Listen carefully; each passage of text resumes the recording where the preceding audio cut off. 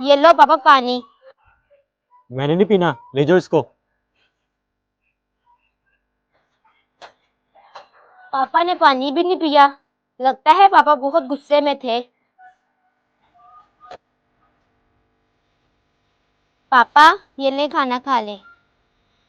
मैंने नहीं खाना, तो ले जाओ इसको और तुम भी चली जाओ।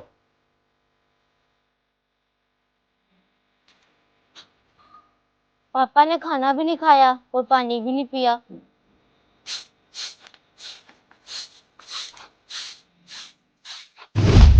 ओहो, मेरे तो सर पर दुपट्टा ही नहीं है। लगता है पापा इसलिए मुझसे नाराज है। अभी जाकर दुपट्टा लेकर आती हूँ। बाबा ये ले खाना खा ले। आइंदा से मैं सर से दुपट्टा नहीं उतारती। शाबाश। बेटियां सर से दुपट्टा नहीं उतारती, बेटियां हमेशा पर्दे में ही अच्छी लगती हैं। आओ बेटा, मिलके खाना खाते हैं। अपनी बेटियों को पर्दा करना सिखाएं, ये ना हो कि कल आखिरत में पछताना पड़े। हमारी वीडियो को सदका जारिया समझकर शेयर लाजमी कीजिएगा।